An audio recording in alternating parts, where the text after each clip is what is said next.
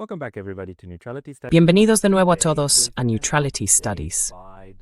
Hoy contamos con una actualización del estupendo Anatol Lieven, director del programa Eurasia y titular de la cátedra Andrew Bacevich de Historia Diplomática Estadounidense en el Quincy Institute for Responsible Statecraft.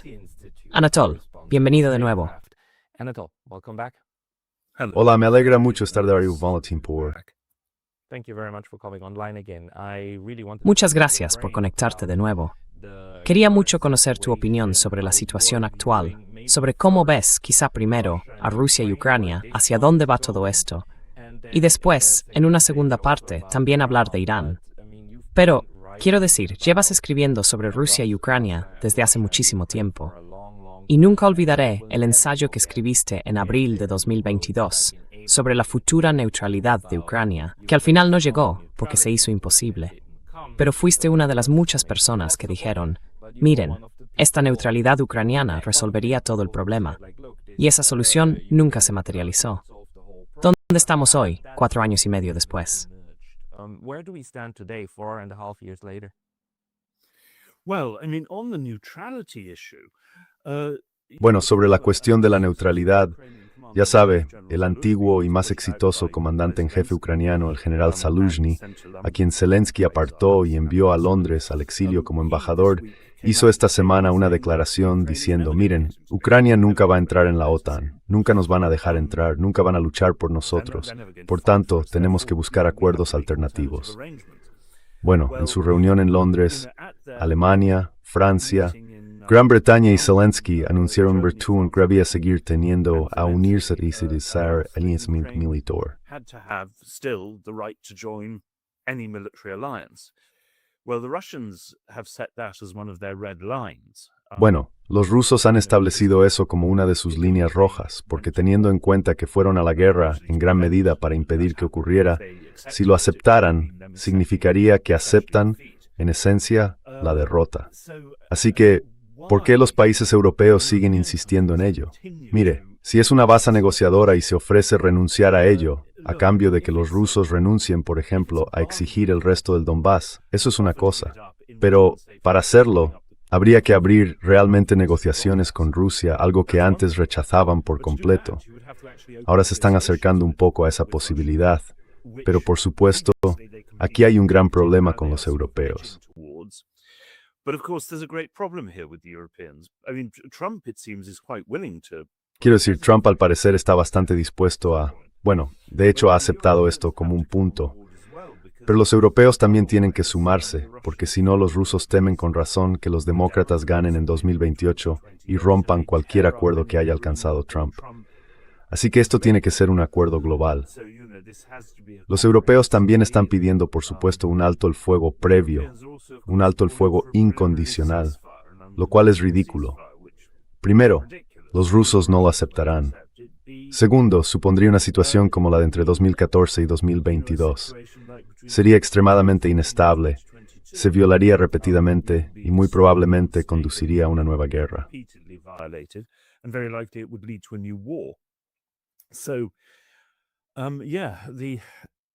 Así que sí hay que abordar las causas profundas de esta guerra, incluido el temor de Rusia a la expansión de la OTAN y a verse en esencia rodeada de territorio de la OTAN. Pero por supuesto, con los europeos surge un problema adicional y crucial. ¿A qué nivel se llevan a cabo estas negociaciones? A nivel de la Unión Europea es completamente imposible. Los bálticos y los polacos bloquearán cualquier cosa, y la idea de un mediador europeo que responda ante Kaja Kallas es, por supuesto, absolutamente ridícula. Así que tienen que ser los alemanes, los franceses y los británicos. Y creo que están empezando a avanzar en esa dirección, pero con muchísimas dudas. Mientras tanto, dentro de Europa, Very hesitantly. And meanwhile, within you, sorry. What makes you believe that they're inching? ¿Qué le hace pensar que se están acercando a eso? Quiero decir, llevan tiempo hablando de ello. Oh, quizá deberíamos nombrar a un representante especial, bla, bla, bla. Pero luego nunca lo hicieron. Y recientemente, Keir Starmer dejó el cargo en el Reino Unido, pero su sucesor no parece tener más disposición a acoger conversaciones. Así que, ¿Es una esperanza o hay indicios de que los europeos realmente están viendo que esto no va a ninguna parte? Sí. Well, it's been reported in the New York Times this week. Bueno, esta semana el New York Times ha informado de que el mes pasado los representantes de Alemania, Francia y Reino Unido sí se reunieron con los rusos en Viena. Es decir, todo de manera muy privada, por supuesto, pero han empezado conversaciones, algún tipo de conversaciones. Y eso en sí mismo es una señal positiva. Pero avanzan muy despacio, en parte porque en los últimos meses, aunque creo que esto vuelve a estar perdiendo fuerza, debido a los ataques ucranianos contra el sector energético ruso y las rutas de suministro hacia Crimea, ha surgido todo este discurso de gente que, no sé, es difícil decir si esos llamados expertos militares realmente pueden creerse lo que dicen, o si se han comprometido tanto con Ucrania que ahora básicamente dirán cualquier cosa.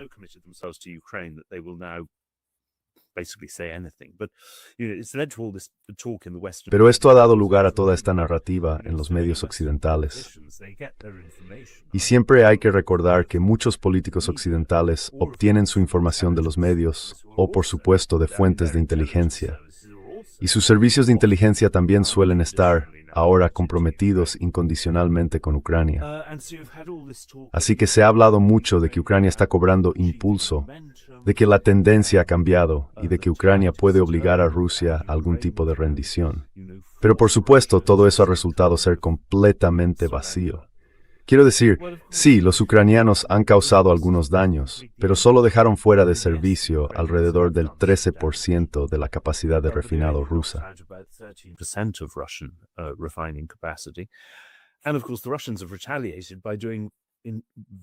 Y por supuesto, los rusos han respondido causando daños mucho mayores a Ucrania. Han cerrado el puerto de Odessa, han bloqueado las exportaciones e importaciones ucranianas por vía marítima y han destruido cientos de gasolineras en toda Ucrania. Y en cualquier caso, esto no acerca necesariamente a los rusos a la victoria sobre el terreno. Hasta ahora la guerra sigue pareciendo completamente estancada. Rusia ha avanzado, sí, pero muy despacio. Ahora bien, creo que, de cara al futuro, si las cosas siguen como están, la guerra continuará y continuará. Morirán cientos de miles de personas más. Y al final habrá algún tipo de paz inestable, fruto del agotamiento. Pero obviamente tenemos que seguir esperando y trabajando por algo más estable que eso.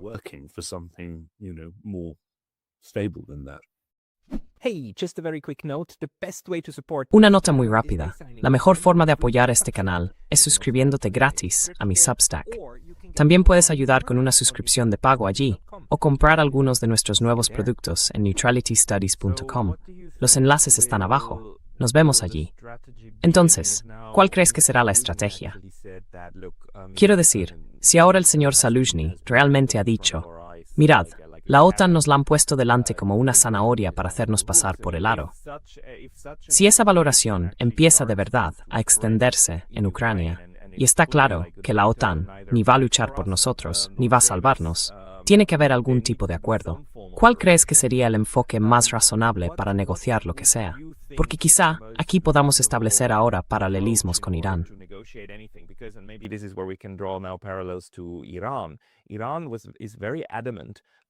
Irán insiste firmemente en que, si hay algún acuerdo de paz, no basta solo con el memorando de entendimiento.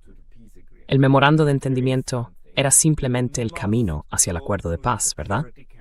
Pero si hay algo, tiene que pasar por el Consejo de Seguridad y tiene que ser una resolución del Consejo de Seguridad.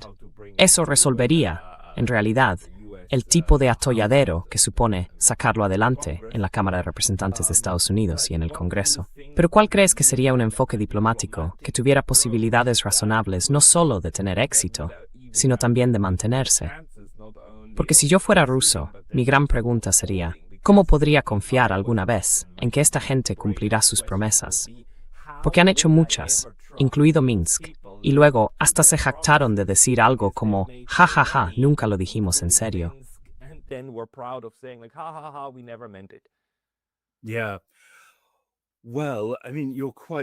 Sí, bueno, quiero decir, tiene toda la razón. El fracaso de las Naciones Unidas ha sido una de las grandes tragedias de esta guerra. He hablado con funcionarios de la ONU y básicamente dicen que el presidente, el secretario general y su personal están completamente destrozados. Ya sabe, Estados Unidos los ha reducido con los años a una impotencia total. Y tiene usted toda la razón. La ONU es la institución evidente a través de la cual lograr ratificar y estabilizar un acuerdo de paz.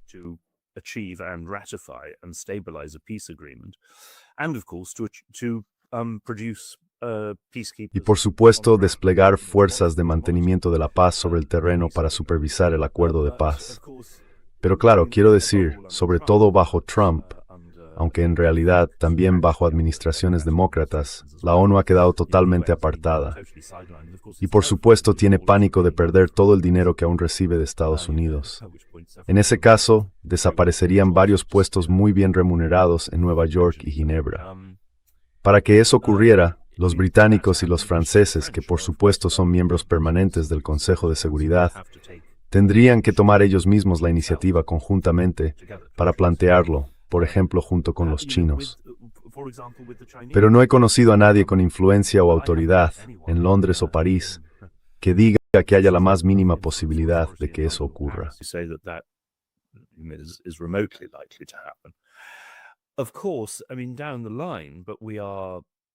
Claro, quiero decir más adelante.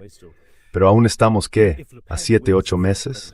Si Le Pen gana las elecciones presidenciales francesas, entonces las cosas podrían cambiar porque tendrá otras prioridades.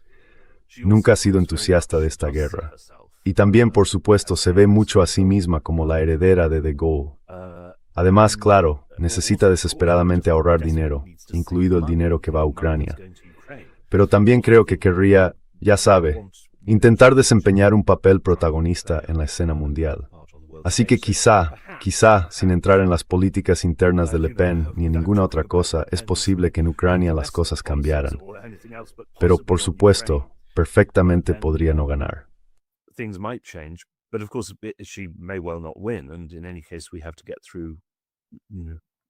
Y en cualquier caso, tenemos que aguantar hasta la próxima primavera. Quiero decir, quizá, si se puede poner fin a la guerra de Irán, la administración Trump vuelva entonces a implicarse de verdad en este proceso de paz, del que por supuesto ha estado totalmente ausente desde que atacaron Irán. Pero también hay que decir que existe un problema clave por parte de Rusia. Muchas de las exigencias de Rusia me parecen totalmente razonables, pero también están pidiendo que Ucrania se retire de la última parte del Donbass que todavía controla. Es una zona muy pequeña, de apenas 2.000 millas cuadradas, pero es la última parte. Todos los ucranianos con los que he hablado me han dicho que esto es políticamente completamente imposible para cualquier gobierno ucraniano.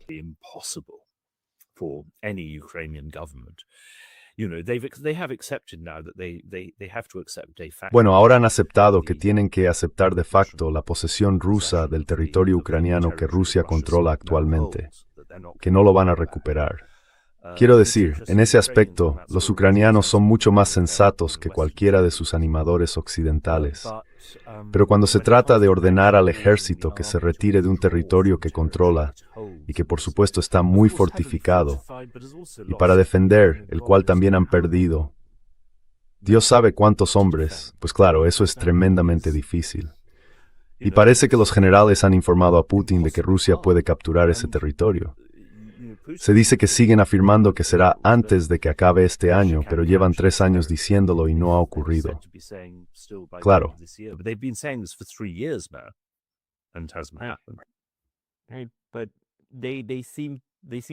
Pero parecen creer que es posible. Y al menos por ahora, los avances que está logrando Rusia en el campo de batalla, quiero decir, hay avances. Y sí, hasta ahora han sido pequeños y graduales. Pero existe la convicción de que, si siguen haciendo esto, tal y como lo han hecho hasta ahora, lo conseguirán. De ahí que se pregunten, ¿por qué parar ahora? Eso también tiene lógica desde el punto de vista militar. Por otro lado, para Ucrania es como, vale, cuanto más se prolongue esto, más territorio se perderá de facto. Pero también entiendo que ningún líder ucraniano podría sobrevivir políticamente si diera una orden de retirada. Eso también tiene sentido. Así que, estructuralmente, estamos atrapados en la actual carnicería, para bien o para mal, Porque para todas las partes, esto sigue siendo en realidad preferible a las alternativas, ¿no? Por tanto, no cabe esperar ningún cambio. Yeah, you're absolutely right. I mean, Sí, tiene usted toda la razón. Quiero decir, la única forma de resolver esto a corto plazo es obviamente ofrecer a Rusia lo suficiente en otros ámbitos para que Putin pueda declarar la victoria y además que se atiendan los intereses vitales fundamentales de Rusia. Y ver si entonces Rusia renunciaría, o al menos matizaría mucho, la exigencia de una retirada ucraniana. Sinceramente no lo sé. Creo que merecería la pena intentarlo. Quiero decir, en el campo de batalla es muy difícil saberlo porque, si nos guiamos por el ritmo de avance del último año, les llevará, quiero decir, si esto sigue y sigue, creo que capturarán todo el Donbass. Pero serían otros 2 años, quizá más. it would be 2 more years, perhaps more. Then again, of course, there is always a chance, as in the West. Por supuesto, siempre existe la posibilidad, como ocurrió en el frente occidental durante la Primera Guerra Mundial, de que el bando ucraniano se derrumbe. Simplemente se quedarán sin hombres. O claro, que bueno, según las últimas noticias, Estados Unidos sencillamente no pueda proporcionarles más Patriots ni misiles interceptores. Quiero decir, eso supone un peligro realmente grave para Ucrania. Ahora bien, no sabemos si eso transformará la situación en el campo de batalla. Pero, desde luego, como todo el mundo está pronosticando ahora, incluidas las mismas personas que hace unas semanas predecían una victoria ucraniana, Ucrania va a pasar un invierno realmente terrible como consecuencia de la destrucción rusa de la generación de electricidad. Así que,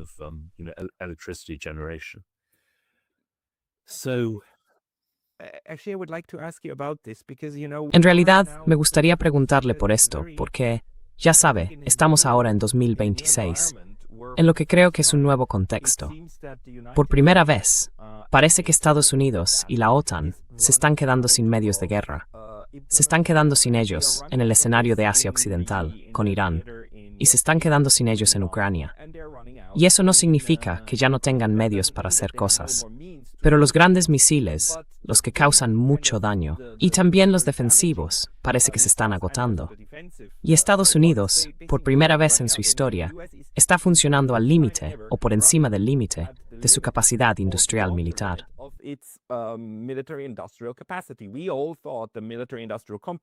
Todos pensábamos que el complejo militar industrial no tenía límites.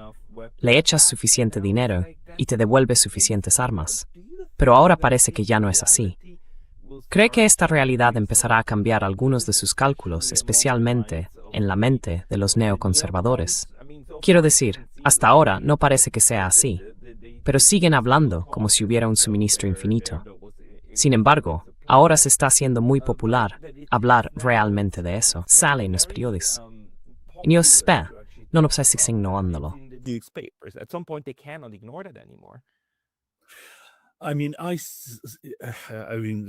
quiero decir, mire, quizá de forma acumulativa esto tenga algún efecto en los neoconservadores, pero Irak, Afganistán y Libia no tuvieron ningún efecto. No paran de reaparecer.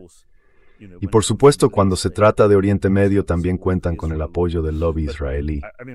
Pero creo que lo importante es que el Pentágono tendrá que empezar a pensar de otra manera. Quiero decir, algunos de los generales que saludaron y siguieron adelante con esta guerra en el antiguo sistema japonés se habrían suicidado por vergüenza, porque sabían, realmente sabían cuál era el peligro y cómo era probable que reaccionaran los iraníes. Y sin embargo, por supuesto, nada les convencería de dimitir para impedir esto.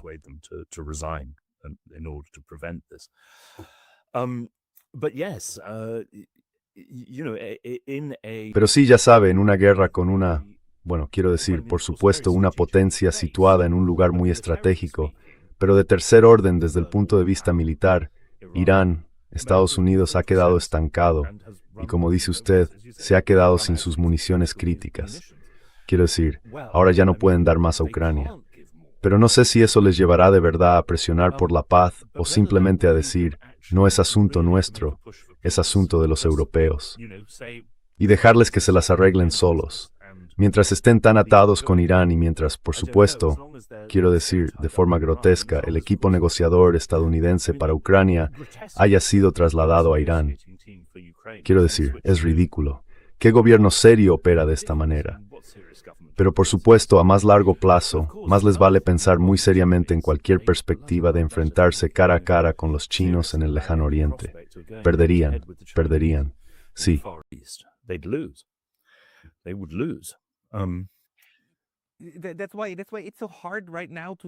Por eso ahora mismo es tan difícil ver cualquier tipo de estrategia razonable. Y hay gente, ya sabe, en los comentaristas de YouTube y en otros sitios, que dice algo así como: no, todo esto forma parte de la gran estrategia. Cortar a China el acceso al petróleo de Oriente Medio y asegurarse de destruir la mayor cantidad posible de infraestructura energética de Rusia, porque eso también dejará a China sin petróleo. Mientras que, al mismo tiempo, Estados Unidos se ha hecho con Venezuela y está consolidando todo esto. Así que todo forma parte de un gran plan. Creo que eso es una lectura terriblemente exagerada de la situación. Pero desde luego, incluso hay gente del lado favorable a la guerra que diría, bueno, En realidad, las cosas nos van bien. Europa depende de nosotros al 100%. Nord Stream no volverá a ser, nunca, jamás, un tema. Desangramos a los rusos sin que muriera un solo militar estadounidense. Con Irán, hacemos esto 3 o 4 veces más. En algún momento se quebrarán. Y después, China es lo siguiente en el menú. Quiero decir, hay gente que piensa así. Pero, por tu experiencia en Washington, ¿qué dirías? ¿Sigue siendo popular esa forma de pensar?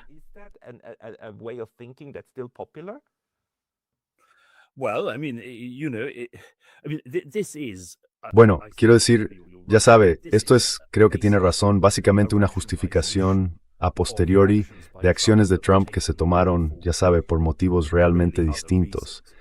Y está bastante claro que en el caso de Irán, nada de esto se pensó bien. Quiero decir, se dejó llevar por el éxito en Venezuela y luego Netanyahu le convenció y le mintió diciéndole que esto iba a ser pan comido. No veo ninguna estrategia seria detrás de todo esto. Y por cierto, las reservas de petróleo chinas no se han limitado a seguir sosteniendo con éxito la economía china. Están sosteniendo las economías de Media Asia. Así que si esa era la estrategia, no ha funcionado. Claro, si la guerra sigue y sigue y sigue, sin duda habrá daños graves para la economía china.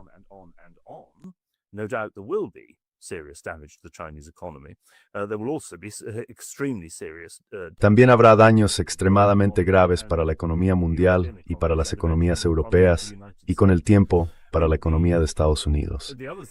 Quiero decir, la otra cuestión, por supuesto, es que tenemos que ver qué ocurre en las elecciones de mitad de mandato en Estados Unidos. Esta guerra es tremendamente impopular, ya sabe, en parte porque se la está vinculando a la inflación y especialmente, por supuesto, a los precios de la gasolina.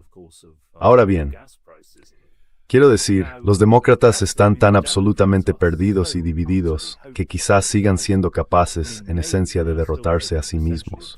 Pero por supuesto, si los republicanos sufren una derrota realmente grave en las elecciones de mitad de mandato, y esto se atribuye ampliamente a la guerra en Irán, entonces quizá al menos la gente del Partido Republicano piense, quizá esto no fue tan buena idea.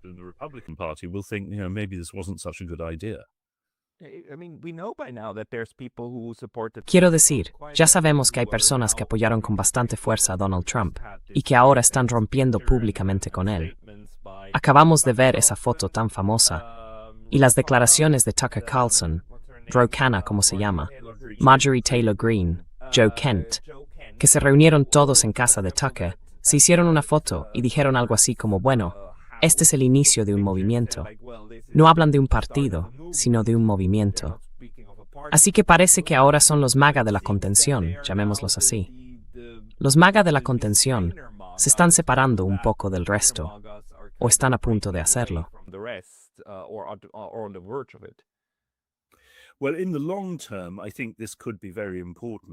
Bueno, a largo plazo creo que esto podría ser muy importante. Aunque ya sabe, dijimos lo mismo después del desastre de Irak y después del desastre de Afganistán. Y ya sabe, Trump ha conseguido un control férreo sobre el Partido Republicano y junto con AIPAC ha destruido a muchísima gente que ha intentado oponerse a él y ya sabe, oponerse a Israel. Así que de momento esto avanza muy despacio, pero creo que de cara al futuro muy probablemente será importante. Y, por supuesto, esto está estrechamente relacionado con la creciente impopularidad de Israel, quiero decir, sobre todo entre los demócratas, donde resulta extremadamente llamativo, por supuesto, en la generación más joven, aunque también en menor medida entre los republicanos.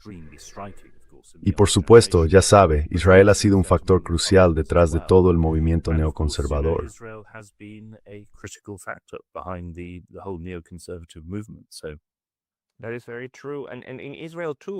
Eso es muy cierto.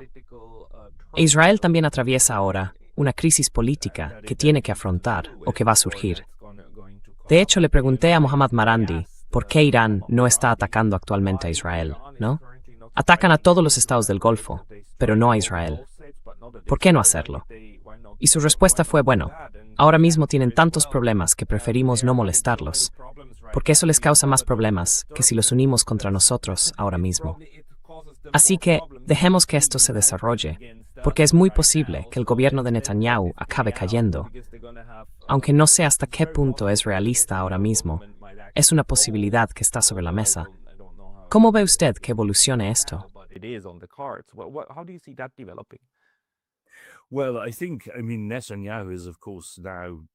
Bueno, creo que Netanyahu está ahora, por supuesto, extremadamente vulnerable. Pero hay algo que me preocupa. Dentro del Partido Demócrata y en cierta medida también entre los republicanos, existe esta tendencia a culpar a Netanyahu de todo lo que ha hecho Israel y de la política de Israel. Es una forma de que personas del Partido Demócrata, como Josh Shapiro, puedan fingir que han cambiado sus políticas, sus actitudes hacia Israel, su apoyo a Israel, cuando en realidad solo atacan a Netanyahu. Y eso sugiere que cuando Netanyahu se vaya, intentarán utilizar esto básicamente para volver al enfoque anterior. No creo que les vaya a funcionar, pero sin duda ese es su intento. Porque, por supuesto, que Netanyahu se vaya sería muy bien recibido, no cabe duda.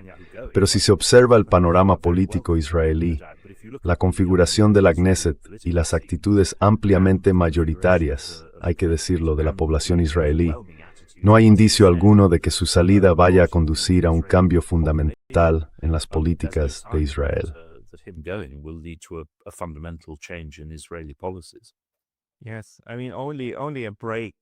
Sí, quiero decir, solo una ruptura de Estados Unidos con Israel podría conducir, por necesidad, a una reconfiguración política seria. Pero incluso eso, al menos de momento, y hoy estamos a 7 de agosto de 2026, no es probable que ocurra de la noche a la mañana, ¿verdad? Ni siquiera aunque hubiera protestas masivas dentro de Estados Unidos contra esta alianza impía con Israel.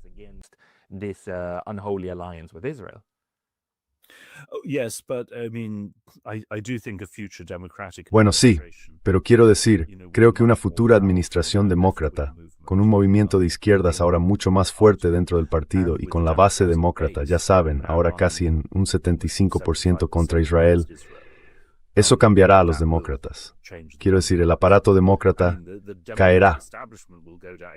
Ya saben, se aferrará y se aferrará y se aferrará y hará, como vemos en las primarias, todo lo posible por mantener sus posiciones actuales. Pero el impulso sí parece favorecer el cambio, aunque llevará tiempo.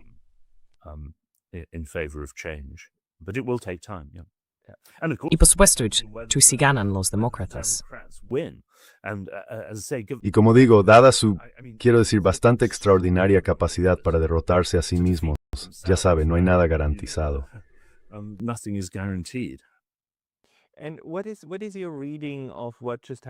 ¿Y cuál es tu lectura de lo que acaba de ocurrir esta semana en Ceuta, en España, con esta nueva crisis migratoria?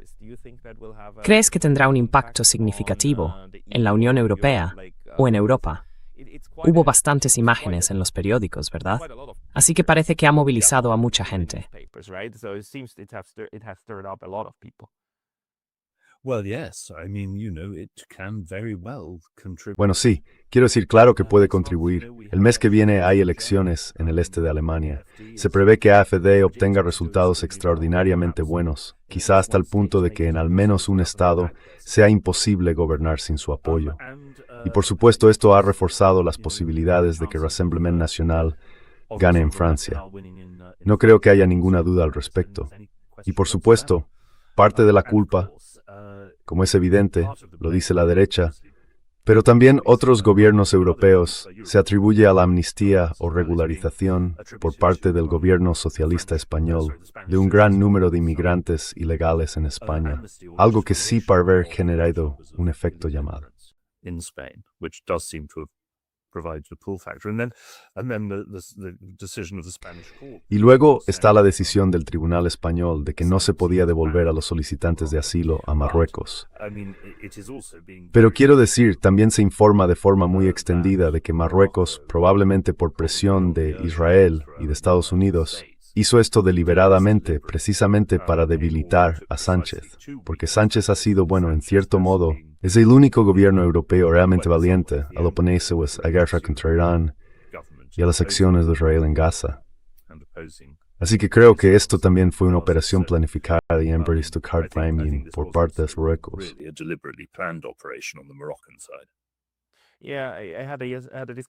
Sí, ayer hablé de esto y parece que sí. Quiero decir, es difícil dirigir a 60.000 personas sin planificarlo realmente. Eso está incluso más allá de la capacidad de esos traficantes de personas y demás. Y de hecho, no les interesa, porque sería malo para el negocio.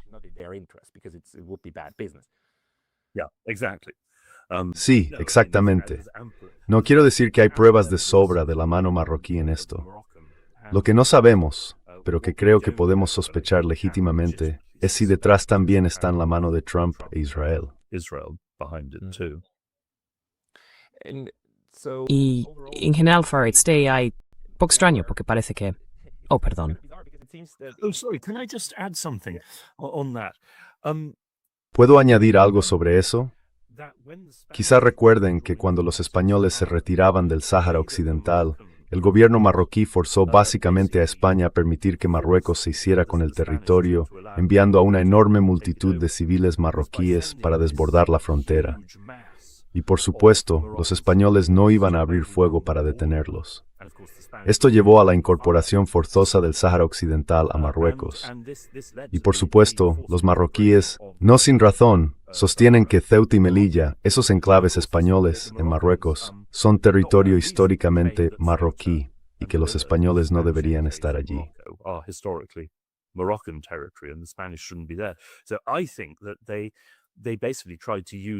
Así que creo que básicamente intentaron volver a usar la misma estrategia y esperaban que este tipo de cosas acabara forzando la salida de los españoles de Ceuta. Porque obviamente los españoles pueden levantar barreras, pero no pueden ametrallar a miles de marroquíes que intentan entrar. Y creo que esto fue una operación muy... No solo Israel y Estados Unidos, sino que creo que fue una operación muy cuidadosamente planificada e incluso ingeniosamente planificada por Arthur Stalmocket.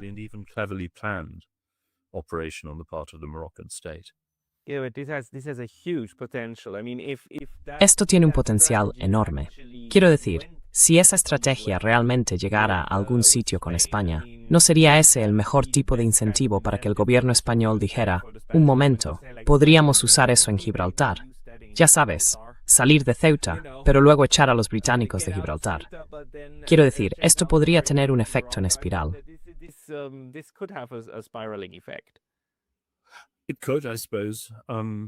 Podría, supongo. Sí. Quiero decir, no estoy seguro de que el gobierno de Sánchez, especialmente con el gobierno laborista en Gran Bretaña, quisiera provocar ese tipo de división dentro de la Unión Europea. Pero francamente, cuanto antes salgamos todos de estas ridículas, ya sabe, resacas postcoloniales, mejor.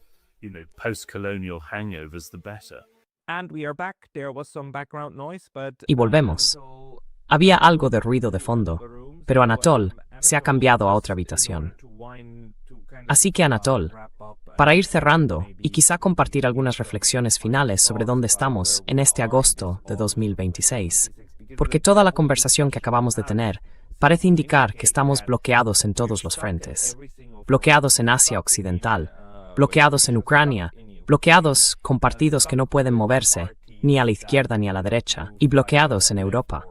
Da la impresión de que ahora mismo todo está sencillamente paralizado, aunque haya guerras a nuestro alrededor.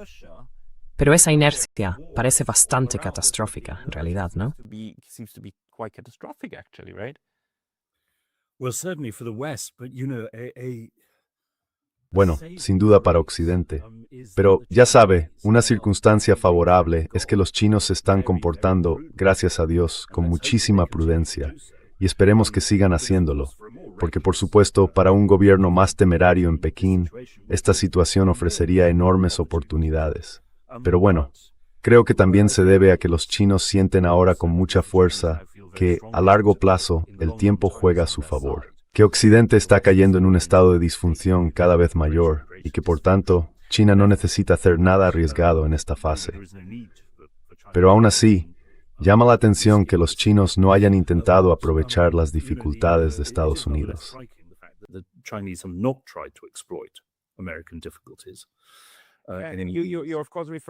Te refieres, por supuesto, a ese temor que se ha expresado muchas veces en Estados Unidos.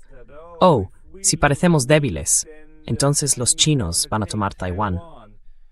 Y ahora mismo se demuestra que estás en el momento de mayor debilidad en el que has estado nunca. Y China no tiene ningún interés en hacer eso. Porque de nuevo, simplemente sería...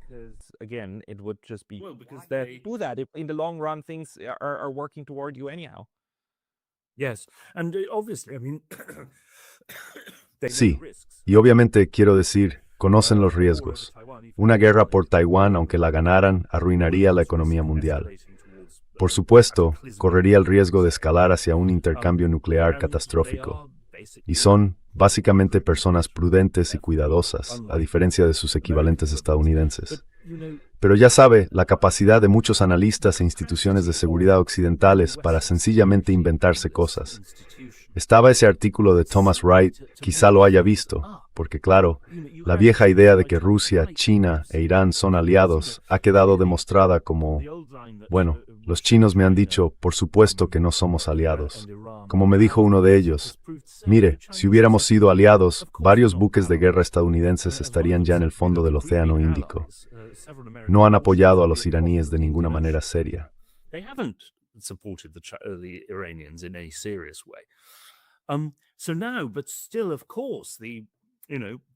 Así que ahora, aún así, por supuesto, el complejo de seguridad de Washington necesita a los chinos.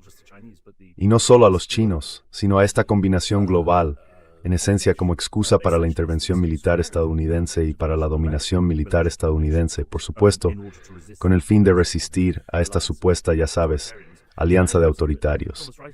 Así que ahora tienes a Thomas Wright y a otros escribiendo, bueno, sí, por supuesto no es una alianza formal, pero es algo aún más peligroso porque es, no sé, encubierta. O porque no es una alianza. Eso significa que no le tenemos suficiente miedo. Y ya sabes, es de una deshonestidad absoluta. Quiero decir, mira, quizá personas como él se lo creen porque necesitan creerlo, ya sabes, para justificar sus propias posiciones. Pero realmente plantea la cuestión de si Estados Unidos y algunas otras democracias occidentales son realmente capaces de aprender.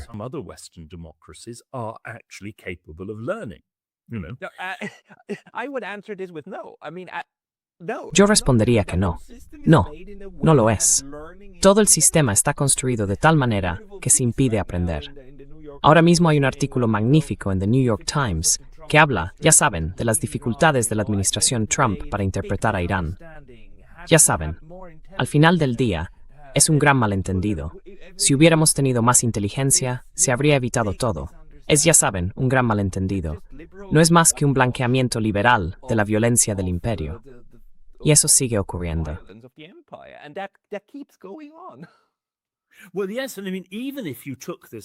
Bueno, sí. Quiero decir, incluso si tomáramos este artículo de The New York Times al pie de la letra, ¿cómo puede ser que, como dijo Daniel Ellsberg, cuando intervinieron en Vietnam no hubiera ni un solo funcionario estadounidense capaz de aprobar un examen de primero de carrera sobre historia o cultura vietnamitas? Ya sabe, se ha convertido en un cliché, que no sabían nada del país en el que estaban interviniendo. Y lo mismo con Irak, lo mismo con Afganistán, lo mismo con Somalia. Same thing with Afghanistan, same thing with Libya. They knew nothing about what Y no sabían nada de las zonas que estaban atacando, de las poblaciones, de las actitudes, y ahora lo han vuelto a hacer en Irán. Quiero decir, la única diferencia, y esto demuestra un sistema incapaz de aprender de sus errores, ¿no? La única diferencia con Irán, por supuesto, es que en este caso también se apoyaron en la inteligencia israelí. Y creo que los israelíes sí tienen, de hecho, una mejor comprensión de Irán. Pero, por supuesto, la orientan hacia objetivos completamente distintos de los de Estados Unidos.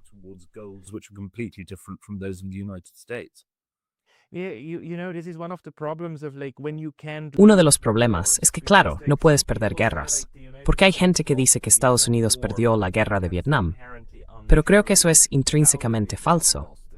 Vietnam del Sur perdió la guerra de Vietnam, desapareció. Estados Unidos simplemente no ganó. Así que se marcharon, y quienes fueron responsables de aquello tuvieron una jubilación cómoda. Ya sabes, cobraron sus pensiones y demás. De modo que quienes no ganan estas guerras ni siquiera quedan apartados del proceso político. Al contrario, más adelante se les celebra como estadistas veteranos que se dedican a pintar cuadros, como George Bush hijo, ¿no? Un tipo simpático y extravagante. Así que, en fin, el sistema tal como está ahora no está preparado para aprender de ninguna manera.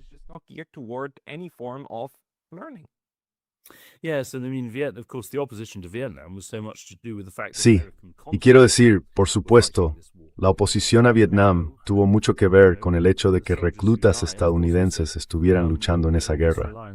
Quiero decir, ahora ya sabe, los soldados que mueren, y por supuesto también con toda esta dependencia de los bombardeos de largo alcance, ya sabe, no mueren muchos soldados. Así que sí, creen que pueden salirse con la suya indefinidamente. Y como usted dice, el sistema estadounidense no se limita a no castigarlos, los recompensa. Así que desde un punto de vista personal, ¿por qué iban a cambiar? Hubo una entrevista de Peter Beinart con Thomas Wright. Seguramente, dadas las creencias declaradas del Partido Demócrata, no puede estar bien que funcionarios de la administración Biden que respaldaron lo que ocurrió en Gaza vuelvan a ser contratados por una administración demócrata. Y él básicamente dijo, bueno, eso depende del presidente. El presidente decide. La responsabilidad moral no existe.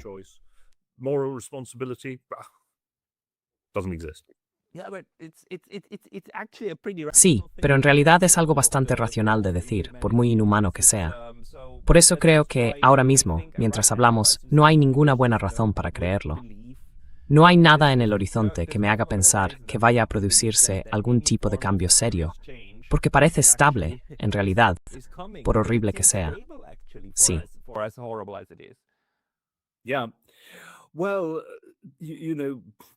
Bueno, ya sabe, para conseguir que los países europeos cambiaran, e incluso entonces hasta cierto punto, solo durante un tiempo, hicieron falta las catástrofes de la Primera y la Segunda Guerra Mundial.